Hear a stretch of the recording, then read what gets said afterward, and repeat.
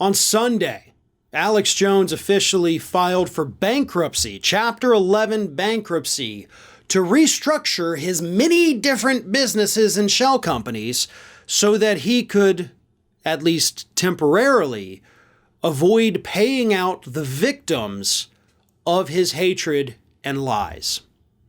So a little backstory before we talk about the bankruptcy filing here and what it means is, of course, if you weren't aware, which I don't know how you couldn't be aware, but just for the backstory, Alex Jones has, of course, been sued by the families of the victims of the Sandy Hook tragedy after he suggested many years ago on the air, not suggested, he claimed many years ago on the air, that this was in fact a false flag operation that the left was using to try to ban guns here in the United States.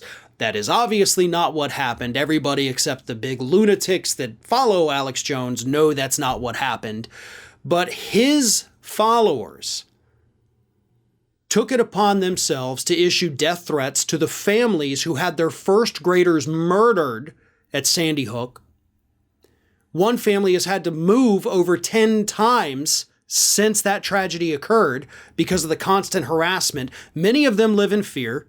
Many of them live in the shadows right now because of the vile behavior coming from these Alex Jones listeners. So, of course, they banded together. Multiple different lawsuits have been filed for defamation against Alex Jones. So far, he has lost every single one of them. So he was going to have to pay out a lot of money. So Alex Jones took a page out of corporate America's playbook and said, hey, we're facing a lot of liabilities here. Let's just file for bankruptcy, and then they can't get as much money from us. The plaintiffs had already accused Alex Jones a while back, long before the bankruptcy was even an option, of moving his money around, to different, what they called an alphabet soup of different shell companies.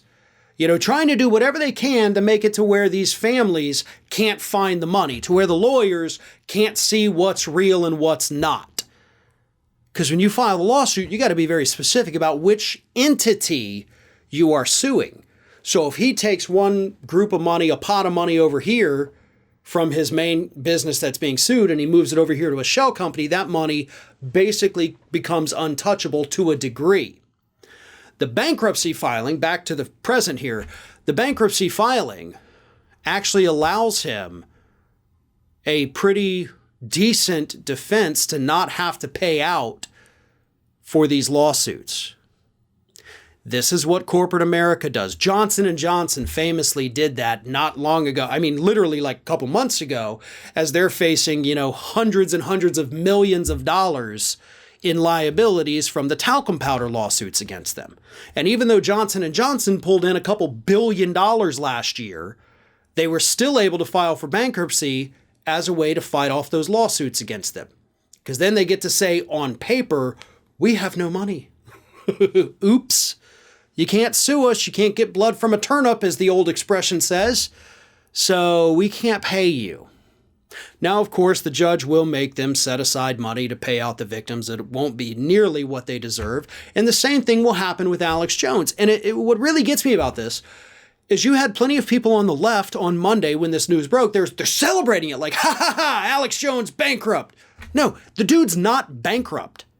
The guy has millions of dollars.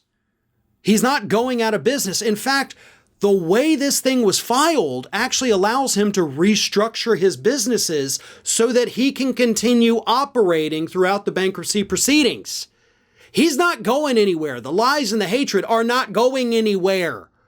The lawsuits, meanwhile, get put on hold until the bankruptcy proceedings are over with. So the victims get screwed.